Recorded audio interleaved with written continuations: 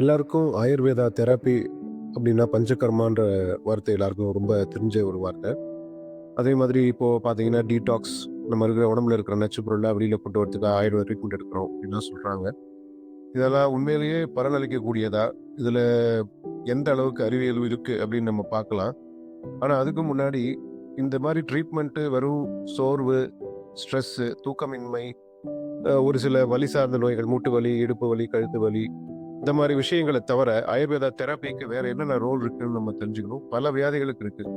தோல் வியாதிகள் உட்பட, கண் வியாதிகள் உட்பட ஆயுர்வேதத்துல ட்ரீட் பண்ண முடியும். எனிமாங்கிறது ஆயுர்வேதத்துல 50% ஆஃப் த ட்ரீட்மெண்ட் அப்படின்னு சொல்லுவாங்க. அவ்வளவு முக்கியமான ஒரு ட்ரீட்மெண்ட். எனிமான்னா வெறும் மோஷன் போக வைக்கிறதுக்காக பண்ணக்கூடியதா நமக்கு எல்லாருக்கும் தெரியும். ஆனா இதுல எனிமாங்கிறது அதையும் தாண்டி வியாதிக்கு ஏத்த மாதிரி மருந்துகளுடைய கலவை, மருந்து எண்ணெயாவோ, நெய்யாவோ, கஷாயமாவோ, இல்ல எல்லாத்தையும் கலந்து அந்த மாதிரி கொடுக்கக்கூடிய ஒரு பிராக்டிஸ் உண்டு. அது மருந்து வியாதி சார்ந்தது, பேஷண்ட்டுடைய கெப்பாசிட்டி சார்ந்தது. இந்த மாதிரி பல விஷயங்கள் இருக்கு. எனிமா தவிர மற்ற தாரான்னு சொல்லுவோம். ஸ்கின் டிசீசஸ்க்கு நிறைய ட்ரீட்மெண்ட் இருக்கு.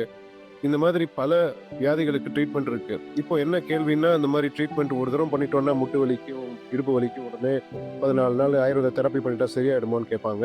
அந்த மாதிரி இல்லை. பெரும்பாலும் பார்த்தீங்கன்னா ஆயுர்வேதா ட்ரீட்மெண்ட், ஆயுர்வேதா டாக்டர்கிட்ட வரவங்க பல நாட்களுக்கு அப்புறம் தான் வராங்க. வந்ததுன்னா உடனே ஒரு within 2 weeks or within 2 months வரக்கூடியவங்க ரொம்ப கம்மி. 2 இயர்ஸ்க்கு அப்புறம் தான் வராங்க. இந்த மாதிரி டிஸ்க் ப்ராப்ளம் இந்த மாதிரி பேஷண்ட்லாம். அந்த வகையில பார்க்கும்போது ஒரு உதாரணத்துக்கு பார்த்தோம் அப்படின்னா, கொஞ்சம் வயது கம்மியா இருக்கிறவங்க ஒரு 25லேருந்து 45க்குள்ள இருக்கிறவங்களுக்கு ஒரு சிட்டிங் 14 டே ஷெட்யூல் போதுமானதா இருக்கு. அதுக்கப்புறம் அவங்க வீட்ல ஒரு 1 ஆர் 2 சப்ளிமெண்ட்ஸ் எடுத்து வீக்லி ட்வைஸ் ஆர் த்ரைஸ் அவங்களே ஆயில் அப்ளை பண்ணி அப்படியே பேக் பெயின், நெக் பெயின் இதெல்லாம் ஃப்ரீக்வன்சியும் இன்டென்சிட்டியும் குறைச்சிக்கிறது. இல்லை கம்ப்ளீட் கியூரும் பாசிபிள்.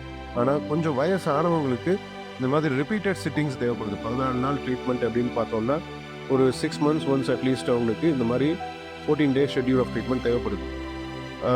இதை பற்றின உங்கள் சந்தேகம், உங்களுக்கு கேள்வி நிறைய இருக்கலாம். நீங்கள் தாராளமாக எங்களை கேட்கலாம். டாக்டர் ஹரிகிருஷ்ணன், ஸ்ரீ ராஜசாமி ஆயுஷ் வைத்தியசாலா, விசன் நகர். நன்றி.